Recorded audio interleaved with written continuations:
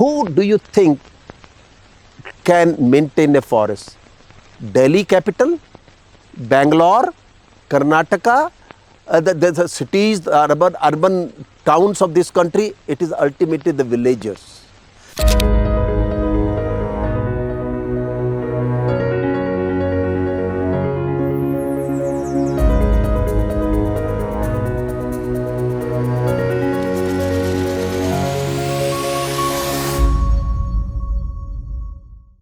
Anil Prakash Joshi is a visionary force in fostering sustainable livelihoods amidst the majestic landscapes of the Himalayas.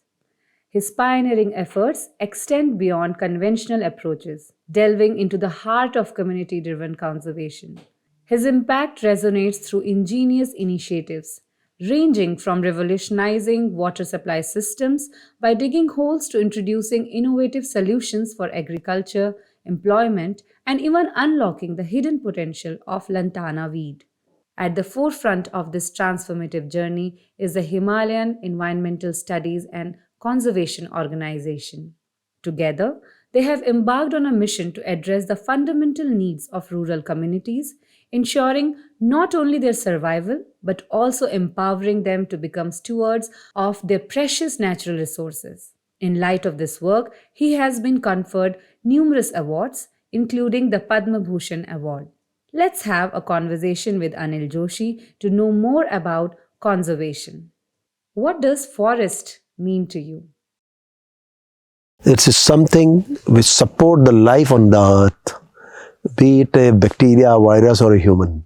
While to that support basically the life is a forest, and forest to be better understood now, to me, as I have been thinking, that the forest is something which matches with the climate. It's a species, help the local environment. It may be different in Kerala, Karnataka, and Uttarakhand, but one thing is a common. Respectively, they have been supporting the local environment. Once they are mismatching, say they do not support the other things. So the forest, I think, is a group of trees which match with the ecology of a particular place. To me, then, a forest is ultimate, which support the life, soil, water, air, and everything, and the human as a everything. So it is, I think, we have to redefine the forest in a context that it is not merely the forest, it's a water also, it's a soil also, it's a air also. And whenever you think of a forest, you should not merely talk of a tree or a group of trees. It's a very inclusive definitions that we'll have to offer. Why is it necessary to conserve our forests? We have with us some data that ever since the Industrial Revolution came, about 300 years now, we have lost the half of the world forest, natural forest.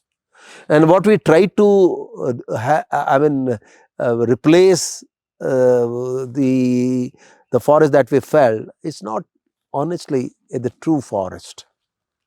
So I think the forest, since as I said, are everything it is important for. I know that more than 2-3 billion people even today who are the tribals of the world are dependent economically, ecologically on the forest. If livelihood is the most important. So the half of the forest once have been lost. At the same time, when we begin to realize that it is something being wrong, and for several development projects we have been felling the natural forest, we also begin to think the conservation of the forest. But when India itself has brought a policy in 1988, which very popular one it became, Forest Act, which said that the forest will now be in the domain of a forest department, and anything that one has to do will have to seek a permission. But at the same time, many other things were brought into that forest policy. But my simple question that comes after the 40 years of 4 decades of this policy is, number one, my question was, have we been able to increase the forest land in this country? Because let me tell you, if that act had also said 33% land must be under the forest, and that was uh, every state has to have responsibility to ensure that their 33% must remain under the forest. Tell me a single state except the Himalayas, or Madhya Pradesh may be the one where we have 33% of forest land. For land is there, but there is no forest. Second important is, could we able to one of the monster which is taking the forest now every summer, whether it is Canada, whether it is in America, whether it is Australia, China, everywhere in India too, the monster, the wildfire, which we have been taking large chunk of forest. I mean, that's one other coming up major problem. Could we able after the Forest Act policy put out the fire which is coming in the forest? No, we could not. Every year this is repeatedly coming up. Third thing is, even if our understanding of a forest, unfortunately, despite the Forest Act is, we do not know a match between a tree and a soil. We have been encouraging the tree which can fastly grow, number one, which can save the any, unfortunately, the forest department or the agency involved in afforestation all time be careful that the survival rate become high and high. They shy away, in fact, from the answering the question that what is the survival rate. And that is the reason we have been planting species which are mismatching, unmatched species, which has nothing to do with that soil or other, I mean, the benefits that we normally have been having from the natural forests. They do not. And then they also alter the whole microclimate. And you would be seeing that if you go to a forest which is mismatching, you won't find any undergrowth. And then also, when there is no undergrowth, ultimately those food chain, which where the rabbits, with the wild boars and porcupines, they survive with in a that forest piece of land, they do not get the support from so far. So Forest Act, which came in 1988, could not do much, and that is the reason now the whole policy have to be reviewed, and where come a right definition of the forest to be understood. So to me, now, when we have hardly in the country 21%, which is claimed by the nation, environment, forest, and so that this much of the land is under forest. But if you honestly speaking, it is not even more than 11 and 12%. Having this on mind, one can imagine what is likely to happen in the future. And plus, top of it, we have been felling the forest for several development activities. So, if this is all going to happen, so we shouldn't forget that, and we should know that climate change is taking all of us. Global warming, and one of the factor, I will not say exclusively it is the forest only, forest felling only. On the other hand, aggressive development that we have been doing, and without much taking ecological part of so-called development, understanding the consequences of development, this is going to be the future threat to all of us. And well, I say Antarctica, most of the glacier in the world are melting fast. The study which I was recently reading in newspaper, this say that the glacier are melting fast, and the rate has just become double since 2000, years 2000. Now look at, if this is going to happen, now who is ultimately may help in controlling that climate change? Forests are sinking point.